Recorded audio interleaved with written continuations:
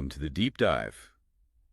Today, we're going to plunge into, well, a really fascinating story. And we're doing it through a specific lens, a film review. Yeah, this review is from the Glasgow Film Festival, and it's looking at the documentary Hill, all about Formula One driver Damon Hill. Right, and our goal here, our sort of mission, is to unpack what this review tells us about the film itself. You know, how it portrays Damon Hill's journey, especially that road to winning the 96 F1 Drivers' Championship. Exactly. We want to pull out the key insights, the narrative points the film seems to be making, at least according to this reviewer. And it sounds like it's much more than just a racing doc. The review makes that pretty clear. Oh, definitely. It covers his early stuff like motorbike racing, obviously that massive rivalry with Michael Schumacher. Yeah, I can't forget that. His wife Georgie, their relationship, which seems central, and also the huge impact of, well, two major deaths in his life. And the review, it does a really good job setting the scene, you know, the context for Damon entering F1 back then. What does it say? Well, it talks about this era of drivers with, and I quote, luxurious mustaches or bushy brows, and driving cars that looked like matchboxes on wheels. And crucially, the danger level was just inordinately higher than today. It really puts you in that 90s F1 world. Right, a very different time. Okay, so let's dive into what the review flags right away as a huge theme, this weight of legacy. His father, Graham Hill. Graham Hill, yeah. I mean, a giant in the sport, two-time world champion, Mr. Monaco, just huge. And the review pulls out this quote from the film, from Damon himself, asking, if your dad is the most famous guy in the room, who are you? Wow. That one question just says it all, doesn't it? The core challenge he faced. How do you even begin to step out from under that kind of shadow? And Graham sounds like he was quite the character himself, that distinctive look, the mustache, very charismatic, apparently. Very. And his death, you know, in that plane crash when Damon was only 15, the review marks that as absolutely pivotal. Right. That seems to be the moment that made Damon step back and maybe reconsider his own path in motorbike racing at the time. So how does the film actually tell this story? What's the approach, according to the review? Well, it sounds like a mix. You have the sort of standard talking heads Damon and Georgie, apparently often filmed against a Williams blue backdrop, which is a nice touch. Yeah, symbolic. But then it blends that with loads of archival footage, race footage, obviously, but also, and this sounds key, really personal home videos. Ah, okay. And the reviewer seems to think that combination is what really works. Exactly. That's what gives it, quote, intimacy and a level of emotion not necessarily associated with the sport. Right. F1 can seem quite technical or impersonal sometimes. Yeah, but here you apparently see the family side, that loving dynamic between Damon and Georgie, and you get these glimpses into his childhood, his own family later on, through those home movies. It builds a connection. It makes the subject, who is maybe seen as quite reserved, feel more accessible. Totally. Yeah. And, as a bonus for the F1 fans, the review mentions there's definitely some nostalgia for the old F1 graphics and race suits. Always fun. Okay, so the film shows him relaxed at home sometimes, but the review quickly points out, you know, those moments were rare when your job literally risks your life. Absolutely. And it focuses on two specific deaths that really shaped his career. You mentioned his father's crash. Yes, Graham's plane crash, and then, of course, the death of Ayrton Senna. Oh, yeah. The reviewer even notes that seeing the footage of Senna's crash, even now in the film, still cuts you to the core.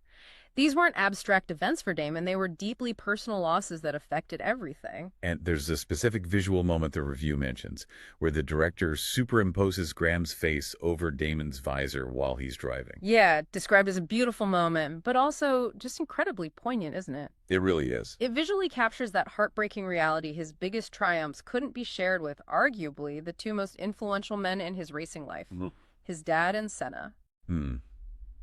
Powerful stuff.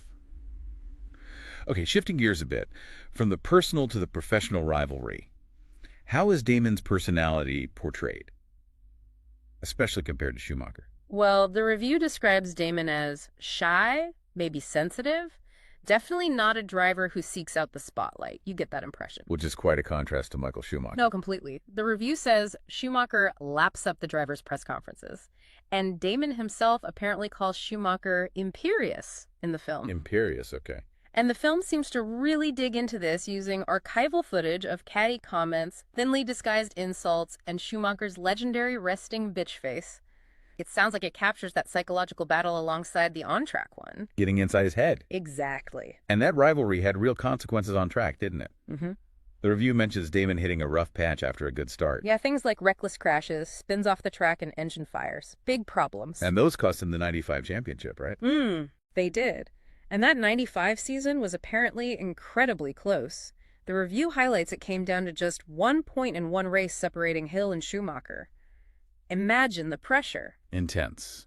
Does the film build that tension well? Seems like it.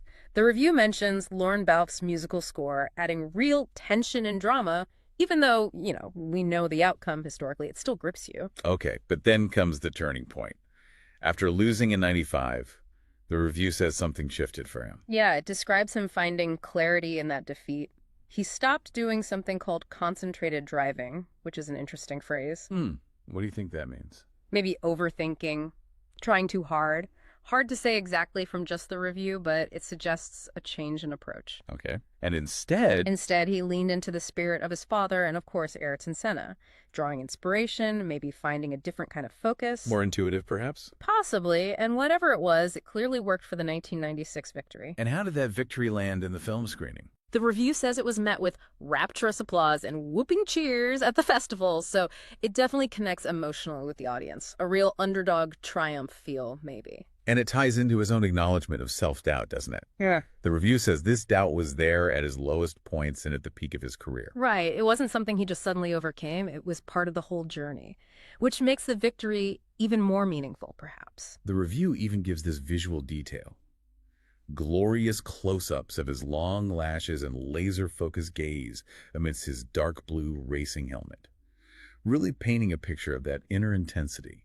Yeah, it sounds like the film really tries to get inside his head, visually and emotionally. So, if we pull it all together, what's the film's core message, according to this review? It seems to be about showing, very honestly, all of the loss and doubt that plagued Damon's career, really laying bare the challenges. But not just dwelling on the negative. No, absolutely not. It balances that by highlighting the love and belief that helped it cross the finish line, the support system, the inspiration he drew on, finding that self-belief eventually. Family, legacy, belief. Exactly. And the reviewer wraps it up pretty powerfully, saying the film is ultimately proof that nice guys don't finish last. I like that. A good takeaway. Yeah. It suggests you don't have to be absolutely ruthless, maybe like the imperious Schumacher, to succeed at the highest level. So this whole deep dive, guided by the review, really maps out Damon Hill's story, battling that enormous legacy, dealing with profound loss, going head-to-head with a fierce rival, and maybe the biggest battle, fighting his own self-doubt. And achieving the ultimate prize in F1 through all of that. It's a motorsport story, sure, but the themes feel much broader, don't they? Totally universal. The impact of family, of mentors, even those who aren't there anymore,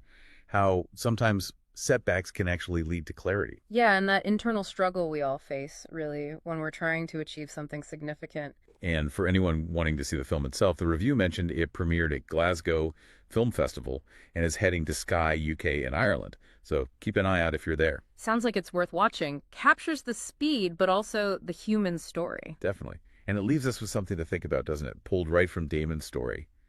How much do the legacies of others, people from our past, present, or just in memory, how much do they really shape our own path? That's a big question. And maybe also, how important is it to actually confront our own doubts rather than just push more away if we want to reach our own potential, our own peaks? Good questions to ponder. Until our next deep dive.